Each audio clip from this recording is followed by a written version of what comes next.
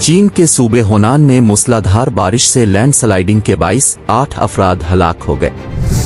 Beijing से चीनी media के मुताबिक शदीद बारिश के बाद होनान के देहात में लैंडस्लाइडिंग से 4 मकानात तबाह हो गए। चीनी मीडिया ने बताया कि सूबों हूब और उन्हुई में भी तूफानी बारिश का रेड अलर्ट जारी किया गया है।